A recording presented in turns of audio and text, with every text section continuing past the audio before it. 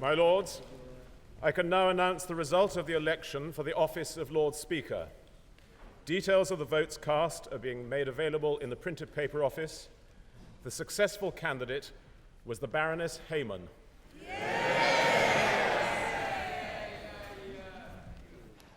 My Lords, I have the honour to notify your Lordships that Her Majesty the Queen, having been informed that your Lordships have elected the Baroness Hayman to be Lord Speaker, has pleasure in confirming your Lordship's choice of her as your Speaker.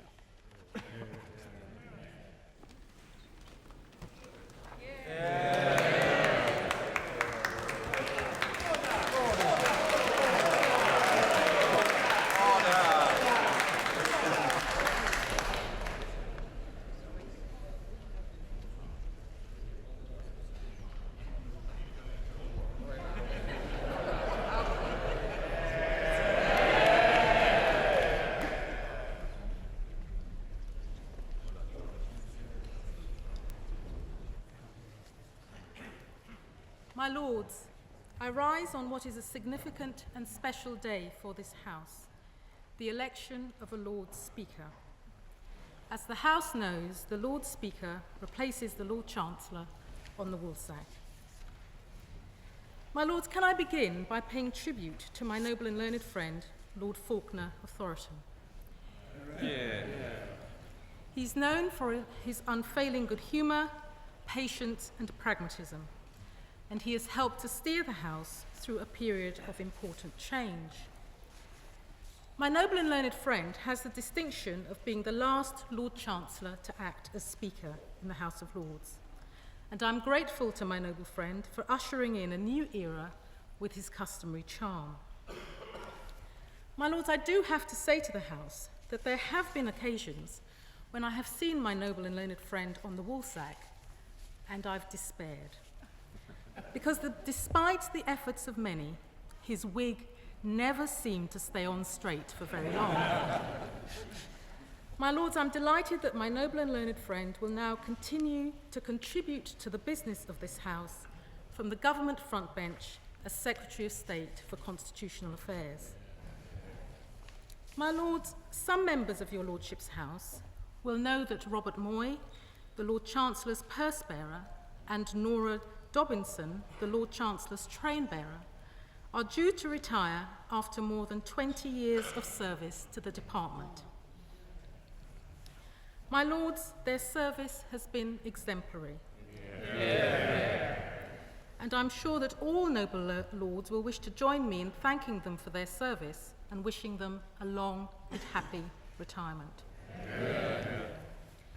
My Lords, I now turn to the new Lord Speaker.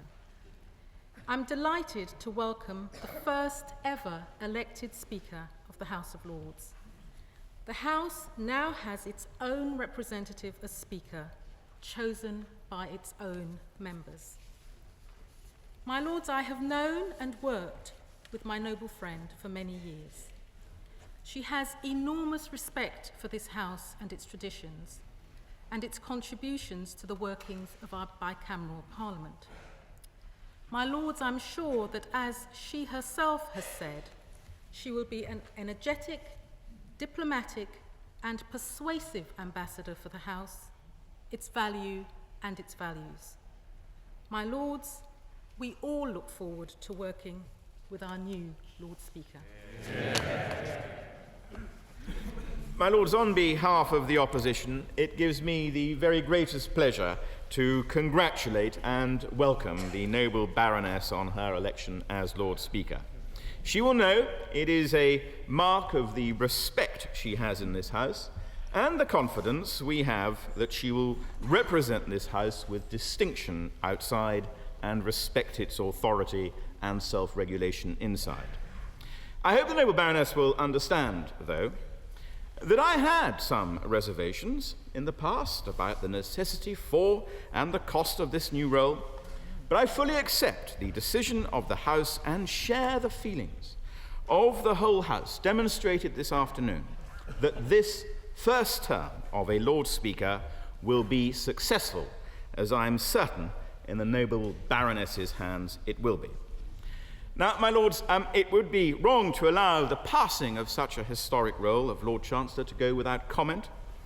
It was a unique office, a typically British anomaly that worked wonderfully well, one which protected the judiciary and lent grace and authority to this house. It was held by that remarkable succession of individuals whose arms surround us in this chamber. I will not list them all, but I perhaps can confine myself to the names of Becket, More, Bacon among Chancellors of England, and Hardwicke, Halsbury, Birkenhead, and Hailsham among Chancellors of Great Britain. The roll call of the centuries speaks for itself. Now, no more Lord Chancellors will follow in that distinguished line. The noble and learned Lord, the Lord Falconer of Thoroton, as he has achieved what he undertook on the day his predecessor resigned. Now the House can let him disrobe and depart in peace. He may now be able to enjoy a rather longer lunch than he's been able to up until now. But we do hope that we will see much more of him, my lords, on the front bench. And may I echo the words of the noble Baroness, the leader of the House, in giving our appreciation to Bob Moy and Nora Dobinson, who held the post of purse bearer and train bearer with such dignity and grace over so many years. But now, my lords, we must close that book and turn to the future. Let us hope that, led by the noble Baroness, Lady Hayman, a line of speakers as long and distinguished as the line of Lord Chancellors now opens up. And let us pray that this House goes on in unity and common purpose to serve our country for many centuries to come. Yes. My lords, may I echo the optimism with which the Leader of the Opposition finished its tribute. Unlike him, I and we on these benches were enthusiastic supporters of this change as part of making this House, to use the current phrase, fit for purpose in the 21st century. And I can take great pride in assuring the new Lord Speaker that I voted for her.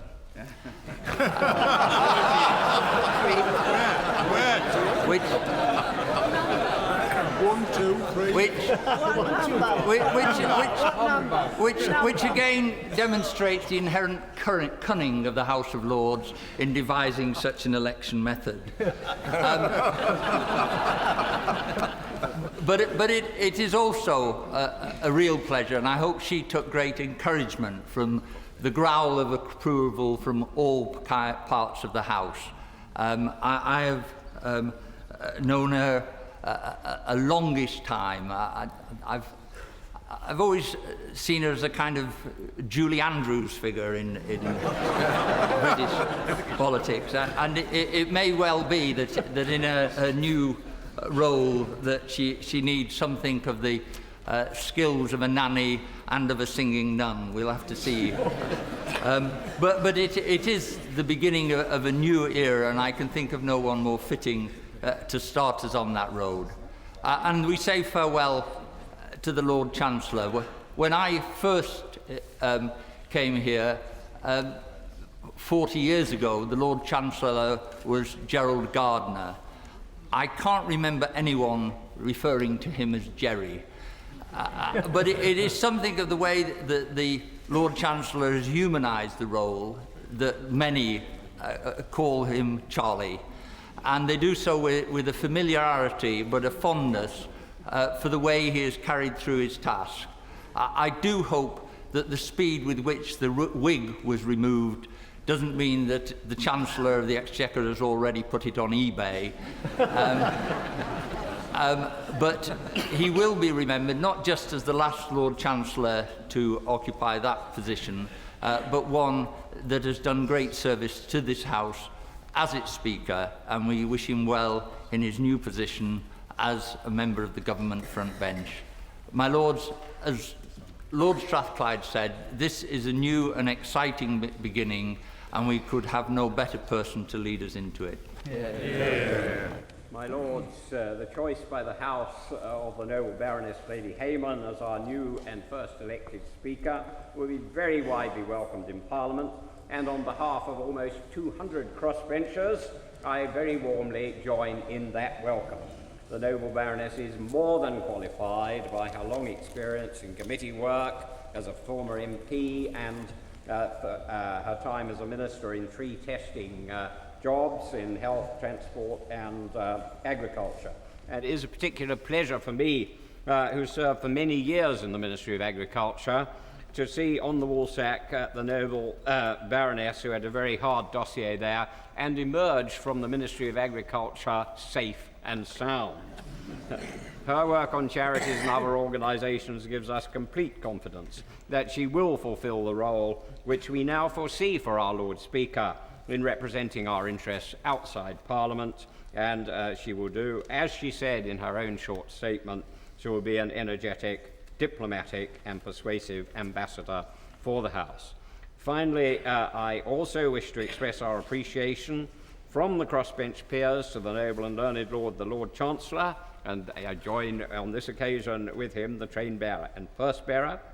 I pointed out when I spoke about the speakership in January that the title of Lord Chancellor can be traced back to Agamemnus in the year 605 AD, and it is rather sad that the noble and learned lord with that title is from today no longer sitting on the woolsack. But the noble and learned lord's ability and personal qualities, apart of course from a certain tendency to reform the House, have always been appreciated by my crossbench colleagues, and when we say goodbye to his occupation of the woolsack, we again record our appreciation to him at the same time as we welcome our new Lord Speaker, the noble Baroness Lady Hayman. My Lords, may we add our thanks from these benches to the Lord Chancellor for his duties on the woolsack in recent years, and our congratulations to the noble Baroness on her election as Lord Speaker. There were 9 candidates from all sides of the House, apart from these benches. That doesn't mean that the duties of the Lord Speaker will be in any sense unspiritual. Quite the opposite, in fact. The role, it seems to me, is to bear something of a spiritual trust for the great traditions of this House, and I know that the noble lady is ideally placed for this important task. I'm told that 1 or 2 bishops did at least give a passing thought to standing, and they were tempted, though without sin. In fact, any bishop who did stand and was successful would immediately have to have resigned their bishopric and from the House, so that's perhaps why they didn't stand. But to what might we compare the role of the Lord Speaker? Lord McNally suggests Julie Andrews. I must say I had wondered about the Archbishop of Canterbury, who also presides with much honour and influence, but not much direct power, over a self-regulating institution known as the Church of England.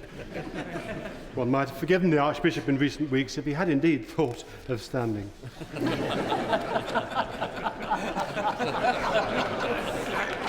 The Archbishop's task in the Church has been likened to trying to manage a herd of cats.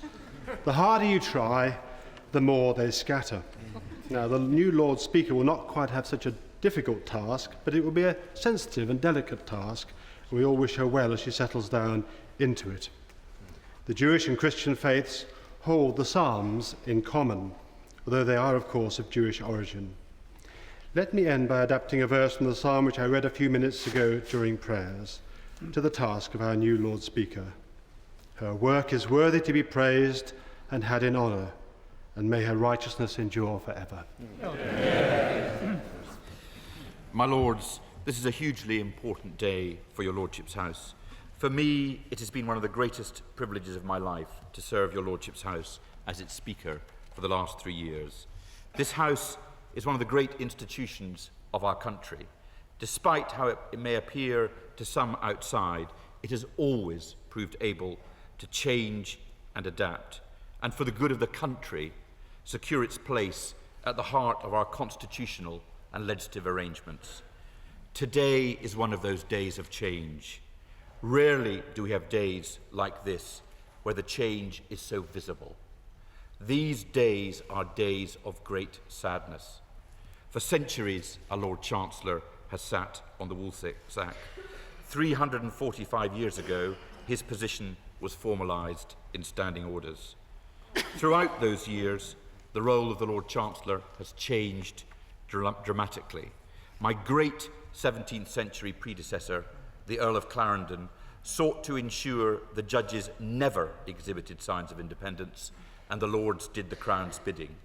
Now the judges rightly look to the Lord Chancellor to protect their independence, and the Lords look on the executive as someone constantly in need of a critical friend. I often wish the emphasis was more on the friend than the critical. We change with the times. These changes carry with them the seeds of our future. We are a respected, effective second chamber, constructive in our approach and keen to do as good a job as we can in scrutinising legislation and holding the executive to account. Today, the House loses two of its most popular and effective servants, my purse-bearer Bob Moy and my train-bearer Nora Dobinson. The House has always held them in the highest possible regard. They have between them served 5 Lord Chancellors, stretching back 20 years. They have ensured both the dignity of the office and that the office has been fully informed of all current gossip in the House. I thank them profoundly for all that they have done. There are others who have supported me in my role as Speaker of your Lordship's House. The Clerk of Parliament, who has ensured I am properly briefed on the business of the day. He always arrives promptly at 2:15 p.m. each day. I always arrive invariably late. The doorkeepers and the security staff, they ensure that we can work in a safe and orderly environment. They carry out their duties with such diligence that they have, on occasion, halted my procession and asked for my security pass, which I have not had. And finally, the staff of the House, who work to ensure that the business proceeds efficiently and that your Lordships are well supported. We are lucky indeed to have as our first elected Speaker the Baroness Hayman. She carries the support and the good wishes of the whole House. She will both respect our traditions and look with new eyes on the office of Speaker. We are a very different place from when I joined. We will no doubt change further as a result of the changes we see occurring on this day. Our voice has changed. We stand for new and more varied things. Our membership has changed so much. Our viewpoint and our voice frequently differs from the government, and it also differs from the opposition. It is our voice and viewpoint in this House. It connects to the world outside. Despite the very sincerely held opposition to the changes in parts of this House, this place has been consistently warm and affectionate throughout these 2 years to me and to my family. I thank every member of the House profoundly for that. Life for me will never be the same again. The most important thank you is to the House for all it has done to support me in my role as Speaker. I thank the House for having had the honour to serve it. May I be permitted to make an observation? And that is, as one who has been against the change from the beginning, but I do nevertheless congratulate the noble and learned Lord, the Lord Chancellor, on achieving what he set out to achieve. And it is a very considerable task. He persuaded your Lordship's House, he persuaded another place, Parliament agreed, and we congratulate him on that. But I have a sinking feeling that he has in his heart, somewhere in the depths of his heart, a little tear being expressed for the role which he played and for the office in which he participated, which is now to be no more. But, my Lords, I would like to congratulate the noble Baroness, the new Lord Chancellor. Whatever the past has got, whatever... I beg... Oh, Lord Speaker. I wouldn't like to usurp authority already, but I do congratulate her on having made this achievement. She has been chosen by the whole House, and she will be warmly welcomed and warmly supported, whatever views we might have had about the change in the past. We wish her the greatest of success. She will do her task with elegance and charm and graciousness as well. And I know that she will rely upon the goodwill and the friendship of all of us in your Lordship's house. My Lords, nobody could take up the position I have done today without a sense of honour and a sense of history. It's customary on these occasions to say that your predecessor is a very hard act to follow. When you have to talk about several centuries of predecessors who are enormously hard acts to follow, there is a tremendous sense of responsibility, and I feel that sense, and I will do my utmost to live up to the responsibilities with which the House has entrusted me. One of the things that was made very clear to me in the course of the debates about the change to a Lord Speaker was that the last thing that the House wanted inside its confines were long speeches from the woolsack. And that mistake I will not make today. I do, however, wish to add my thanks and my tribute to what has been said already, and to the very kind words that have been addressed towards me. I'm always slightly nervous when one is congratulated and told of one's qualities, even if they are about being a singing nun, in advance of having performed any function whatsoever. However, they are very gratefully received. I'm even grateful to the noble Lord McNally, although when he spoke about voting for me, I was reminded that on election day I met one of his front bench colleagues going into the Moses room to vote, and he said, "The alternative vote, it's a wonderful system," he said. "You start with the bottom number and the person you really dislike most." So even if that was the spirit in which the Lord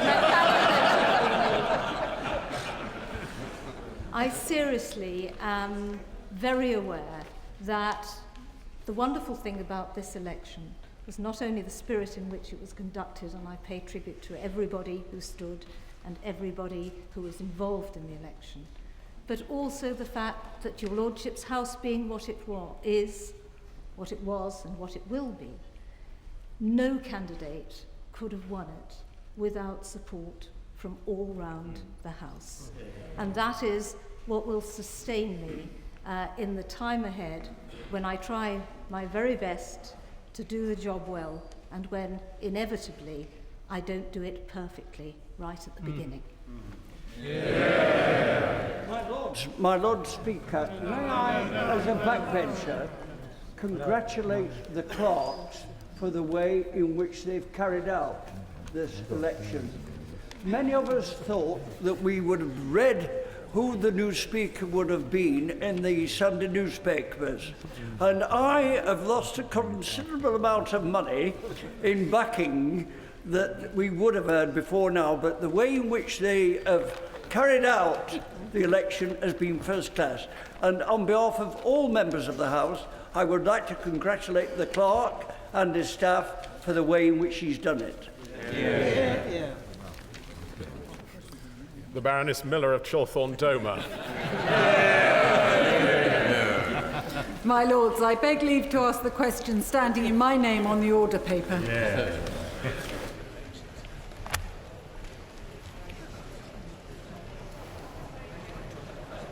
My Lords,